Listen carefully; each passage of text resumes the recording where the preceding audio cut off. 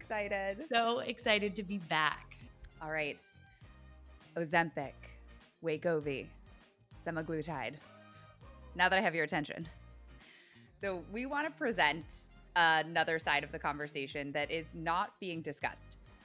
As always, there is never any judgment around a person's decision to use these medications. We're talking about GLP-1 agonist medications for whatever goal they may have.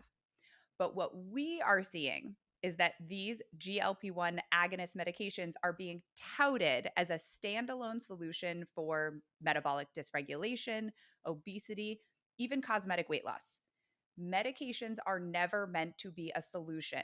They are a tool. And when they are treated as a standalone solution, that is when the problems arise. So today, we are focusing on what to be aware of when it comes to the use of GLP-1 agonists, including how they work, symptoms associated with their use, and the long-term health implications that can arise with their use. So we got a lot to dive into. All right, so just to lay the foundation, like what is GLP-1 and what is the medication? So GLP-1 agonists, the medication, represent a class of medications that originally were created to help treat type 2 diabetes and have more recently been rebranded to treat obesity, and even in more recent news have swept the social media world as the ultimate before and after for weight loss, even outside of obesity. So GLP medications on the market include semaglutide, Ozempic, Wegovy. More recently, there's some similar medications called Mounjaro that have a little bit different action. Many of these medications are daily or weekly injectables. So to dive into a little bit more of their mechanism of action, what are they actually doing in the body? So GLP-1 stands for glucagon-like peptide 1, and it's a hormone made, stored, and released from the intestinal cells in response to food intake.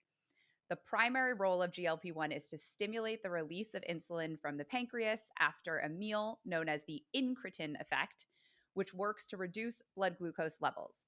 As insulin works to pull glucose out of the blood and into the cells, that's really what it's doing to lower those blood glucose levels.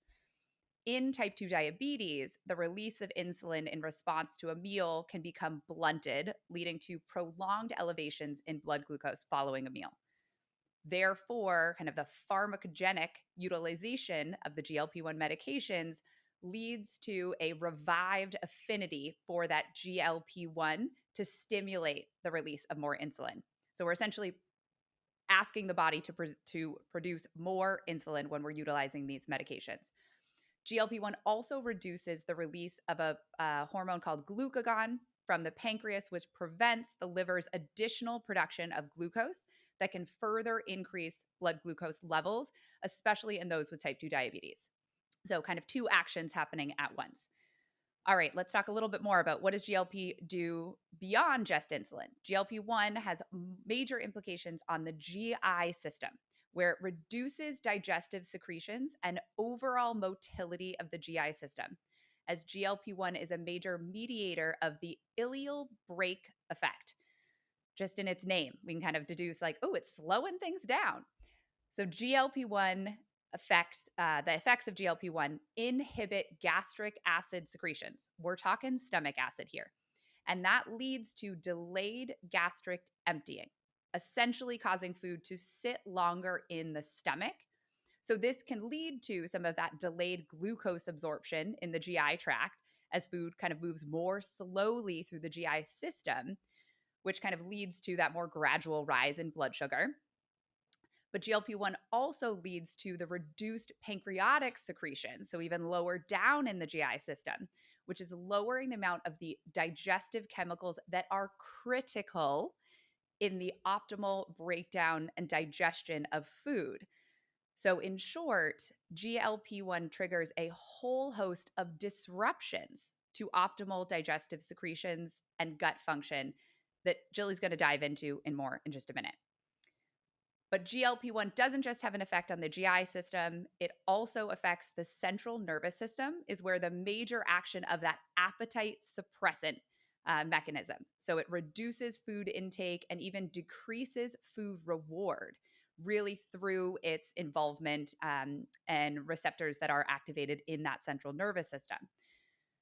GLP-1 has an even greater effect on the pancreas, the liver, and the GI tract, as its communication is not just from that direct exposure to those organs, but also from the brain and nervous system. And it also is suggested that GLP-1 agonists can activate the stress response via its impact on the central nervous system. So, activation of the HPA and the sympathetic nervous system has been suggested in research. This means that it can trigger a stress response. So, the activation, kind of chronic activation of these stress pathways, can lead to chronic stress in the body, negatively impacting hormone balance, mood, digestion, overall healing, and recovery in the body. And you know how we feel about chronic stress. So, as with all medications, there are potential upsides and potential downsides. And our most critical deciding factor to utilize these or any medications is to understand whether the benefits outweigh the side effects. We are here to be our own best advocate, and really informed consent is what we're after, especially since, many, even in the healthcare world, are kind of brushing over the side effects of these medications, kind of just tucking them right under the rug, and really calling this a miracle drug. So we really want to set the stage for, what do we need to know as consumers, as individuals, as healthcare providers, so that we can be more informed to make our own personal decisions, and even maybe, if we're in a healthcare role, kind of guide others around us. So after that great kind of thorough review of, what GLP-1 is, how some of these medications actually work in the body, let's dive in and talk a little bit more about some of the potential short-term and long-term side effects of medications like Ozempic. And again, this is kind of the side of the story that we see not being shared, and not being shared with people that are actually choosing to take these medications as part of, kind of their health journey. So as Abby mentioned, which we'll probably reiterate like 50 times throughout this episode, there is never any judgment here. And, the purpose of this episode is absolutely not to scare you, to instill fear, or to persuade you one way or the other. Ultimately, we want you to feel super educated and confident in making decisions that feel best for you. But let's talk a little bit about, some of the side effects or potential side effects that are being observed with these medications.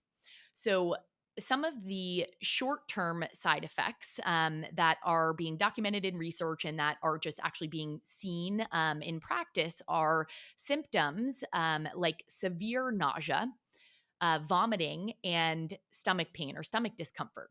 These symptoms are most likely due to the delayed gastric emptying that Abby just described. So essentially, these medications are causing, sluggish emptying of the stomach, which on one hand can be helpful for reducing post-meal blood sugar spikes, but it can also drive a lot of really unpleasant GI symptoms specifically. I think the GI symptoms are probably the most common and predominant symptom that people experience with these drugs. Other GI symptoms that people can experience include diarrhea or constipation. And some of this does depend on the medication type, whether it's short acting, long acting. So there is some nuance there. But overall, these meds can create a lot of disruption with digestion. Changes with bowel movements in particular are likely a byproduct of the various ways that these GLP-1 agonists are impacting the digestive system that we've already mentioned, the big one being disrupting that gastric motility or how food is actually moving through the digestive tract, and also decreasing stomach acid and gastric secretions. And it's important to keep in mind, too, that if we are not digesting food properly, so we are maldigesting food and we are altering the pH of the gut, this can also impact our ability to optimally absorb, break down and absorb nutrients from food.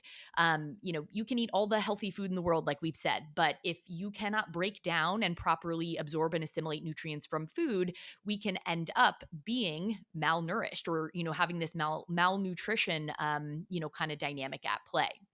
And when we alter the pH of the gut, we're maldigesting food. We've got undigested food particles present. Things are moving more slowly through the digestive tract.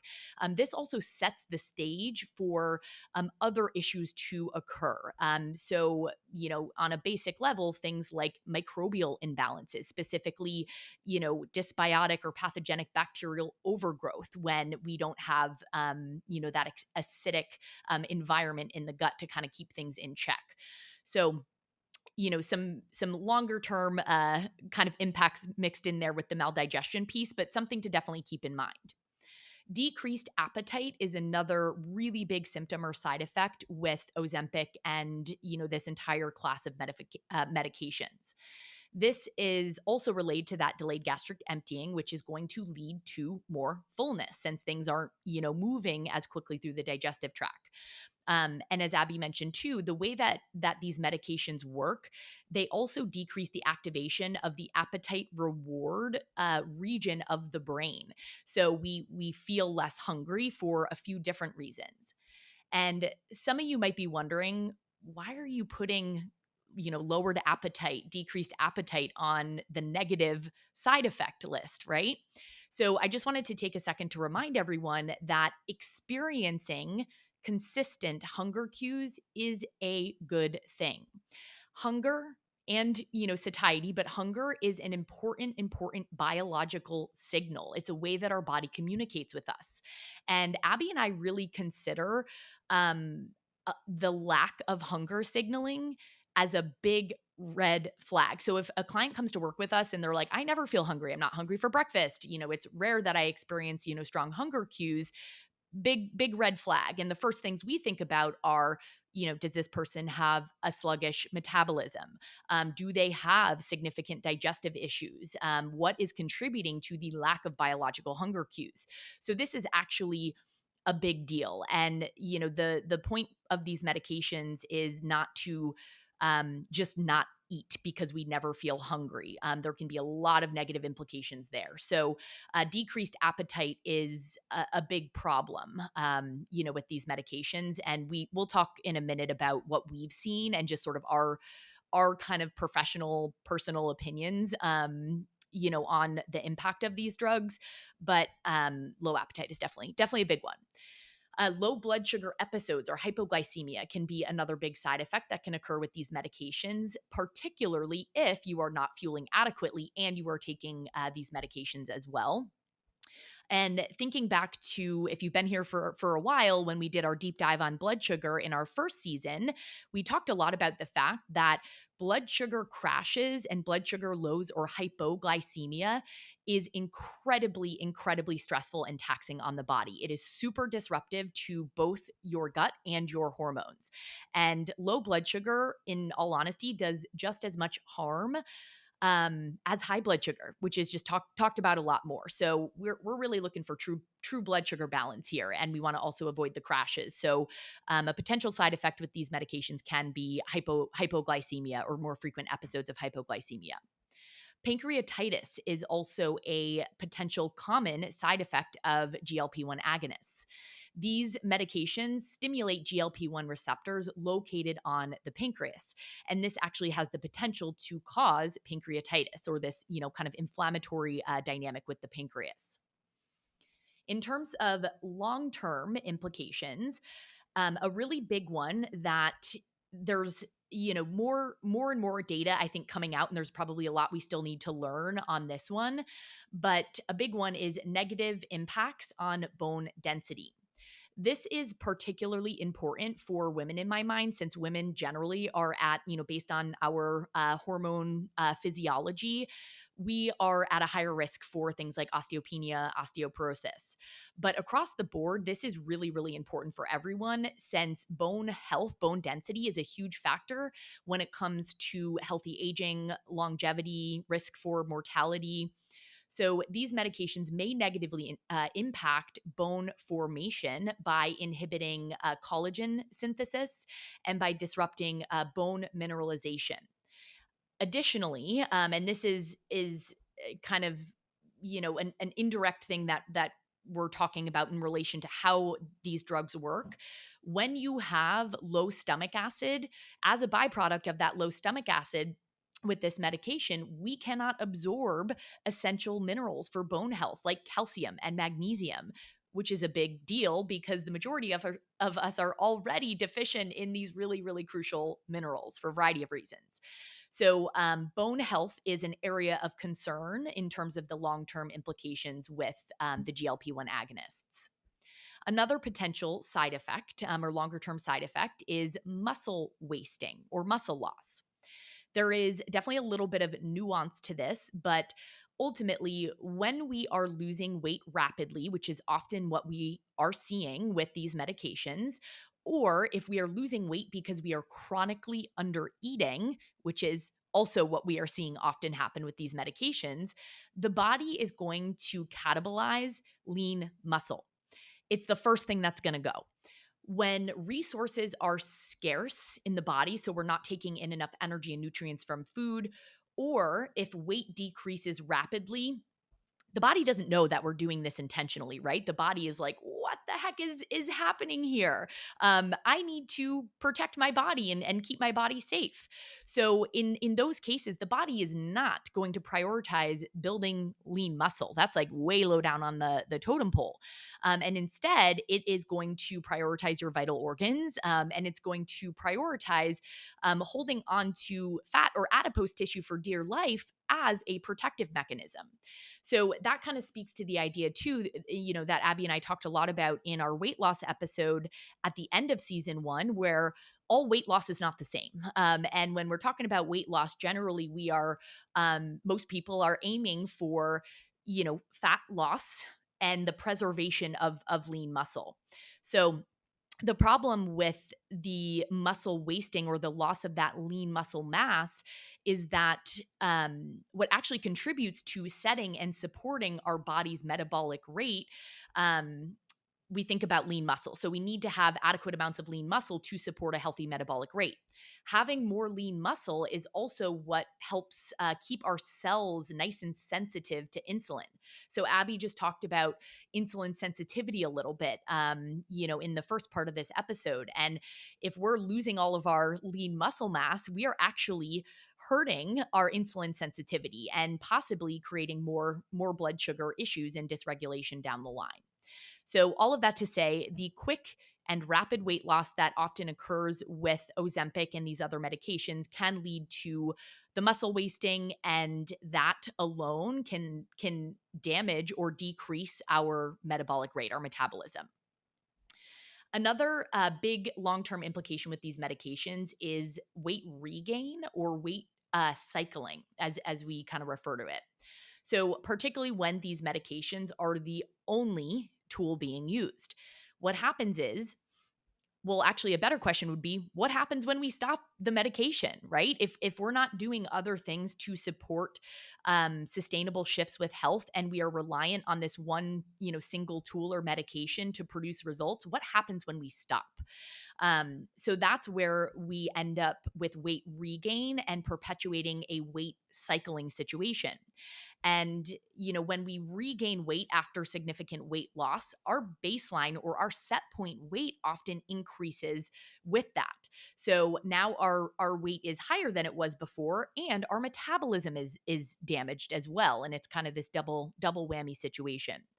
And we also know that one of the biggest risk factors for weight gain and for various metabolic issues is the weight cycling. So, the up and down with weight versus just maintaining a stable weight or kind of slow and steady shifts with weight.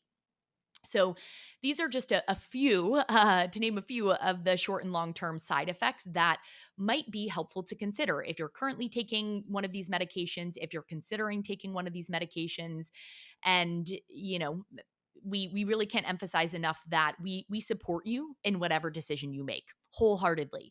That's how we feel with all of our clients. We support any decision that they make. But with the popularity of these medications, people are just not getting the full story.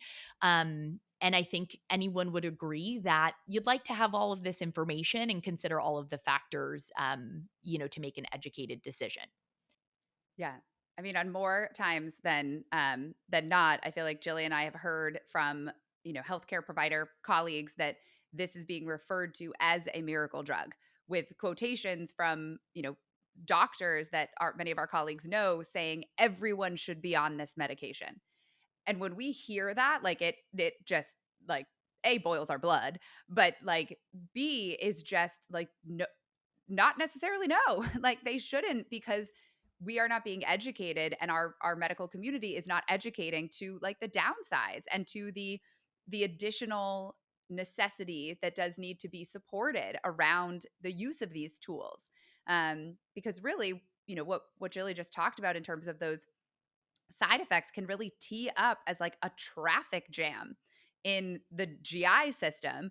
And many of the conditions that are being teed up are the actual root cause for the development of IBS, irritable bowel syndrome, that, our conventional medical system does not, absolutely does not know how to support. Anybody out there with IBS is like, yeah, yep, amen, hear that. Like, they, are offered an antidepressant, or they're offered a low FODMAP diet to follow for the rest of their life. And that's the only guidance that our conventional medical system will, has in their toolkit, when we can heal from conditions like IBS, but it requires optimal stomach acid. It requires regular motility. It requires the optimal functioning of digestive secretions, the very mechanisms that are being broken down to say, to do more insulin secretion and more GLP-1 secretion in the body. So we are, in a way, like, what's that saying? That's like I just, like, four sayings came into my mind of, like, but it's like paying the piper to whatever. What's that one? Stealing, yeah, stealing from Paul, or Yeah, I yeah. I don't was even like know. stepping over a penny for $1, or stealing the piper in the pie, Yeah, whatever. yeah, I get, people hopefully know yeah. what we're talking I about. got you. I know what you mean. Biting off your Uh, nose to spite your face. There's another one. oh my gosh, that's so good. And I couldn't agree more with you, Abby. And obviously the entire premise of this podcast is to discuss and talk about the importance of the gut and hormones, and to provide you with support on your gut and hormone healing journey. And when we see the use of medications that are you know possibly directly contributing to dysfunction with the gut, with the HPA axis and the stress response system, and other hormones in the body, it's like, man, we really need to take a step back and just consider, everything that's going to go into a decision around whether or not it's an appropriate tool for someone, or for you, if you're making that decision. And it's just so interesting too, because it's like, to Abby's point, with the impaired motility and the suppression of the digestive secretions, yes, this is certainly going to contribute to gut specific symptoms. But beyond that, in terms of everything, I know we've talked about a lot here, and we'll dive into even more this season. Gut microbial imbalances, maldigestion, these problems don't stay contained within the gut. The gut is so integral to our entire health, and it interacts with essentially every system in the body. So this is where we can start to see issues with the thyroid, issues with, mental health and mood disorders in the brain. And it's, this isn't going to stay contained, I guess is what I'm trying to say. So it's just important to think about all these factors.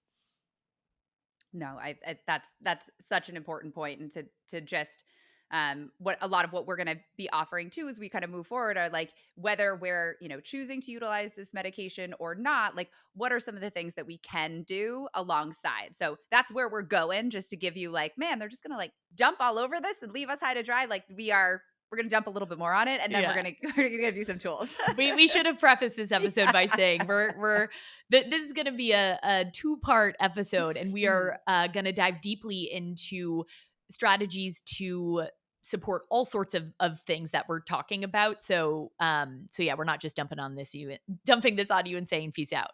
But we do want to share a few additional thoughts, just based on our clinical experience as practitioners around some of these problems we're talking about. And I will say that specifically, when I used to work many years ago as an outpatient dietitian in a big Boston hospital, I worked in an endocrinology, diabetes, and weight management clinic. This was before, all of these medications had, become like became kind of a fad. I don't know if that's the right word for it, but just became really popular. And at the time, these medications, specifically like semaglutide and like Trulicity and some of these other drugs, were used for patients with diabetes, but also off label for weight loss as well. And there were a lot of kind of frustrating aspects of that when I worked in that setting. Um, the biggest issue being that it felt like the emphasis or the fixation was on weight loss above all else. Weight loss above health at the end of the day is sort of the vibe, which was really frustrating. And when I would work with patients taking these medications, I would see them being praised for all of this weight loss, and the scale is, dropping every time they come in for a visit. And then I would get into my appointment with them and they're barely eating, they're skipping breakfast, they're not eating all day, they're exhausted, chronic fatigue, their gut's a mess, they're nauseous, they're having a hard time eating even when they are eating, and just feeling very out of tune with their body. Since they're not getting signals, things are wonky with their digestion. That was a really common experience with patients on these medications. And it was frustrating feeling like, man, it's eh, eh, you know there's just such an emphasis on the scale moving, and we're just totally neglecting the fact that this individual is experiencing a lot of symptoms, or they're just I was obviously supporting clients or patients from a nutrition and lifestyle perspective, and um it just wasn't a valued piece of the process for a patient's journey in the clinic that I worked in, which was definitely frustrating. And ultimately, it just seems like back then, and even more so now as these drugs have gained popularity, that the primary and only outcome that primary providers want to see is the scale shifting. Um, so it's frustrating, and I know Abby, you share my frustration on this as well. Yeah. Well, I think in particular, and this is, from just even some like personal like connections to some people that I have that are utilizing some of these medications. Even recently having a conversation with one that was saying, man, like I was feeling really good and now I'm just like I'm exhausted and I'm have aches and pains and I'm they're increasing my dose is the response from their medical providers. And I as our conversation kind of continued, I just was like, "Well, what are you eating?" And the response was, "I really can't. I'm nauseous every time I eat. I eat a half of an egg for breakfast." I'm like, "Excuse a half? One half of an egg? I didn't even know you could eat a half of an egg. Like I could barely go without eating like 3 or 4." Um, but my heart just broke with that and really helping to connect for this individual as I was talking to of, your fatigue is most likely from malnutrition. Like you're not eating. And, the conversation like really kind of struck him and was like, wow. Yeah, I guess that probably is why I'm feeling exhausted and ached and pains and like all of these things that like yeah, I've, dramatically lost weight and like, he did have some really significant improvements in metabolic markers and things that were really challenging for him to move. So, we did see some, positives, but there was very little in terms of the education that he was given of, what does need to be done behind the scenes, which is like we do need to eat. So we do have to figure out if this, dosage is maybe too high and it's making you too nauseous to even tolerate food, then there needs to be some adjustments. And the answer is not more medication. The answer is, his ultimate answer was, I'm going to go back to my provider and really talk about like what's the game plan for helping me to transition off of this because like I no longer am comfortable with like being in my own physical body. Um but it just really kind of struck me that like no one had asked him what he was eating. It was very much of just like, where are your blood markers and where's your weight and great, great, great, send you on your way. Everything looks like it's going great. When in reality, like his physical experience in his body was, he felt like he was falling apart.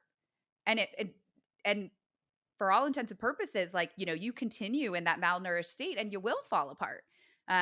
So, I think that's really what like lights us up in terms of like, okay, we got to bring attention to, what feels like the elephant in the room here.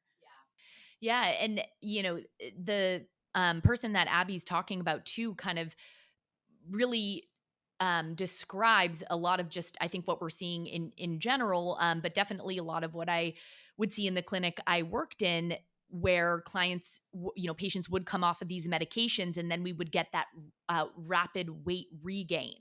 Um, so in my mind, when these medications are offered as a tool, as part of that conversation, we should be talking about the importance of the fundamentals, right? In terms of, nutrition, consistent eating, aligning your eating with your circadian rhythm, optimal protein, optimal fiber intake, sleep, stress management.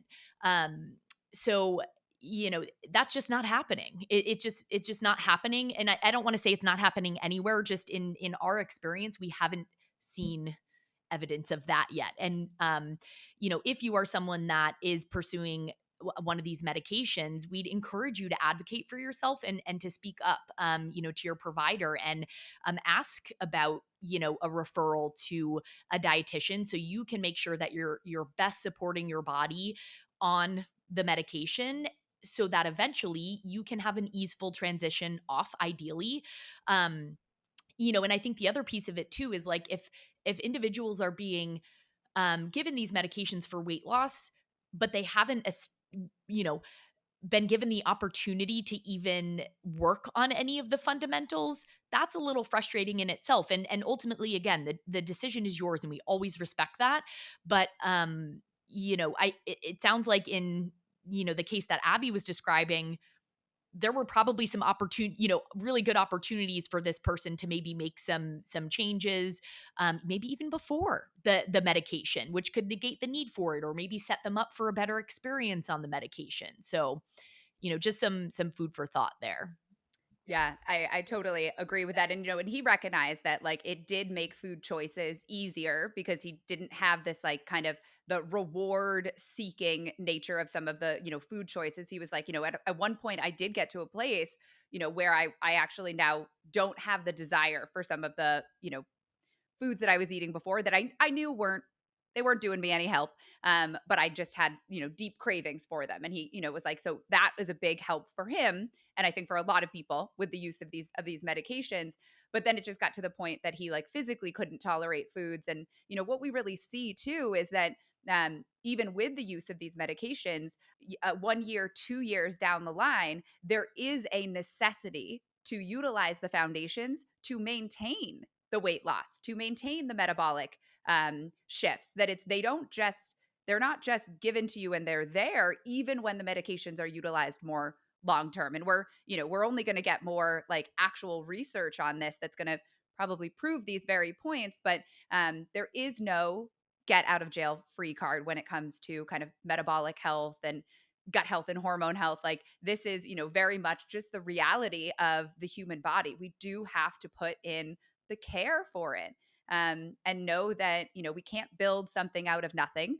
So we do need to feed it. We need to move it. We need to lev up on it, let it rest, like all the things that, those very fundamentals that we've spoken endlessly, maybe ad nauseum about, but like strap in. We're just going to keep talking about them more. Yeah, no, I second all of that. And I think it's just the big message here is there's no magic bullet, right?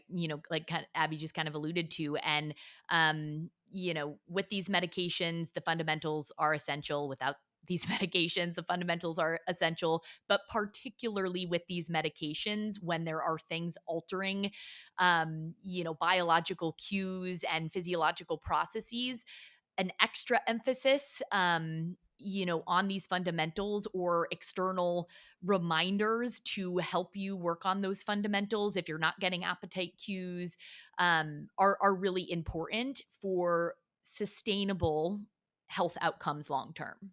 So clearly, there are some benefits to GLP-1. The mechanism actually innately built into the body. there can be some benefits to the utilization of these medications. There can be some downsides too. So this this is not the argument that we're trying to make here, that there's no benefits to this. Rather, we're wanting to emphasize that GLP-1 is a natural mechanism that is built into our body's innate metabolic function. And when it is appropriately supported, we get to reap those benefits whether we're on the medication or not. So there are actually many natural ways to increase the activity, the secretion, and the responsiveness of our own innate GLP-1. I'm sure, if you've ever stepped foot on TikTok, you're seeing them. But we want to bring some real guidance around those and not have people taking huge doses of berberine. Geez. But, let's talk about that. So we are going to jump into nutrition, lifestyle, and supplements for natural ways to support the activity of GLP-1 in our next episode. So we're excited to dive in, and we hope that you're excited.